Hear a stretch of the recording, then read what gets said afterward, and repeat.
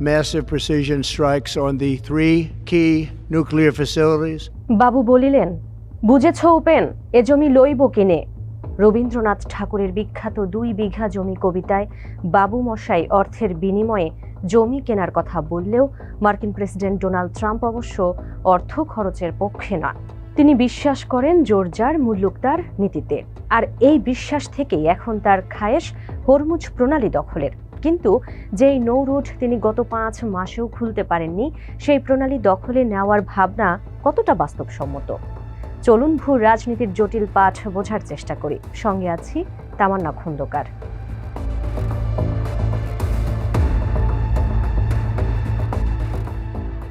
Iran যুদ্ধে জড়িয়ে ক্রমশ হতাশ হয়ে পড়ছেন ট্রাম্প।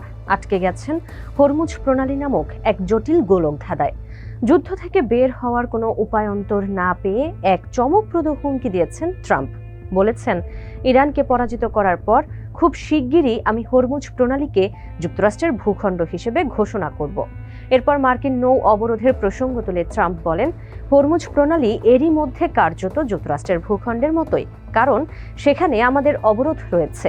আমরা না চাইলে কোনো জাহাজ এখান দিয়ে যেতে পারবে না। একদিকে হরমুজ প্রণালীতে জাহাজ চলাচলে বাধা দিয়ে বৈশ্বিক অর্থনীতির ওপর চাপ তৈরির চেষ্টা করছে ইরান, অন্যদিকে ইরানের বন্দরগুলোর ওপর নৌ অবরোধ বজায় রেখে দেশটির অর্থনীতির উপর চাপ বাড়াতে চাইছে ওয়াশিংটন।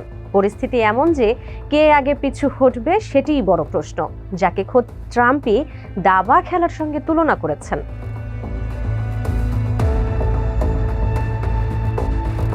ট্রাম্পের ঘোষণার পর তীব্র প্রতিক্রিয়া জানিয়েছে ইরান। দেশটির বিচার বিভাগের প্রধান ট্রাম্পকে অপরাধী ও বুদ্ধিহীন বলে কটাক্ষ করেছেন। অন্যদিকে উপপররাষ্ট্রমন্ত্রী কাজেম ঘারিবাবাদির ভাষ্য, টুইট করে বিমানবাহী রণতরী পাঠিয়ে কোনো আদেশ জারি করে কিংবা নির্বাচনী বক্তৃতার মাধ্যমে হরমুজ প্রণালী দখল করা যায় না।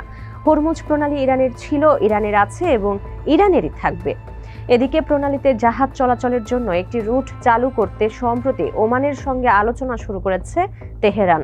তবে পুরো হরমুজ খুলে দিতে হলে যুক্তরাষ্ট্রকে ইরানের সব শর্ত যে মেনে নিতে হবে সেটিও স্মরণ করিয়ে দিয়েছেন দেশটির পররাষ্ট্রমন্ত্রী আব্বাস আরাঘচি। অর্থাৎ জুনের সমঝোতায় চুক্তি অনুযায়ী যুক্তরাষ্ট্র নৌ অবরোধ ও নিষেধাজ্ঞা তুলে নিলেই কেবল হরমুজ খুলে দেবে ইরান।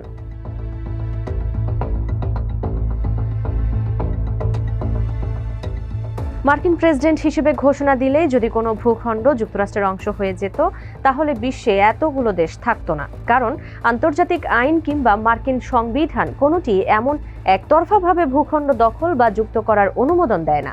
এ ব্যাপারে সাবেক মার্কিন ডেপুটি অ্যাটর্নি জেনারেল ব্রুস ফেইনের ভাষ্য, কোনো ভূখণ্ড যুক্তরাষ্ট্রের সঙ্গে যুক্ত করতে হলে সিনেট অনুমোদিত চুক্তি অথবা কংগ্রেসের আইন প্রয়োজন। তাছাড়া পূর্বে লুইজিয়ানা ক্রয়, হাওয়াই, পানামা খাল কিংবা পুয়ের্তো রিকোর ক্ষেত্রে এই প্রক্রিয়া অনুসরণ করা হয়েছিল। কাজেই সেই প্রক্রিয়া অনুসরণ না করে ট্রাম্প যদি সামরিক শক্তি ব্যবহার করে হরমুজ দখলের চেষ্টা করেন, তাহলে সেটি আন্তর্জাতিক আইনের অধীনে যুদ্ধাপরাধ হিসেবে বিবেচিত হতে পারে। অন্যদিকে আন্তর্জাতিক আইন বিশেষজ্ঞ নাটালি ক্লেইনের ভাষ্য, ট্রাম্পের দাবির কোনো বাস্তব আইনি ভিত্তি তৈরি হতে পারে কেবল তখনই যখন যুক্তরাষ্ট্র হরমুজের উপর দখলদার শক্তি হিসেবে নিয়ন্ত্রণ প্রতিষ্ঠা করতে পারে।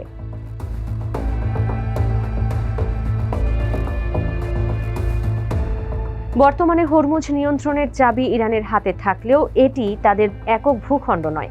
জাতিসংঘের সমুদ্র আইন UNCLOS অনুযায়ী একটি দেশের আঞ্চলিক জলসীমা সর্বোচ্চ 12 নটিক্যাল মাইল বা প্রায় 22 কিলোমিটার পর্যন্ত বিস্তৃত।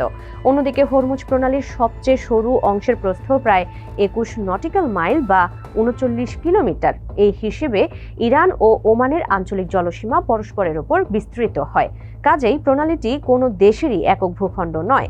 তাছাড়া আন্তর্জাতিক আইন অনুযায়ী জাহাজ চলাচলে বাধা দেওয়ার বিধান নেই।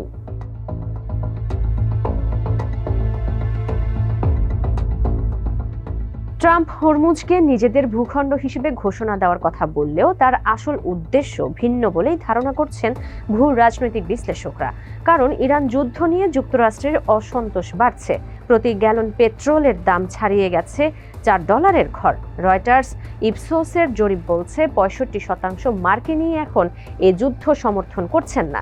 তাছাড়া টান পড়েছে মার্কিন অস্ত্র ভান্ডারেও, বিশেষ করে গুরুত্বপূর্ণ প্যাট্রিয়ট ক্ষেপণাস্ত্র প্রতিরোধ ব্যবস্থার মজুত নিয়ে উদ্বেগ বাড়ছে। ফলে বিভাজন বাড়ছে ট্রাম্প প্রশাসনেও। সম্প্রতি ভাইস প্রেসিডেন্ট জেডি ভ্যান্স বলেছেন, যুক্তরাষ্ট্রের প্রথম অগ্রাধিকার পেট্রোলের দাম নিয়ন্ত্রণ, এরপর ইরানের পরমাণু কর্মসূচি ঠেকানো। কিন্তু যুক্তরাষ্ট্রের অগ্রাধিকার যদি সেটি হয়, তাহলে হরমুজ দখলের কথা বলে কেন উত্তেজনাকে আরও বাড়িয়ে দিচ্ছেন ট্রাম্প? এ ব্যাপারে বিশ্লেষক পল মসগ্রেভের ভাষ্য, ট্রাম্প একজন শোম্যান, তাই তার কথাকে গুরুত্ব দিয়ে শুনলেও সব বক্তব্যকে আক্ষরিক অর্থে নেওয়া যাবে না।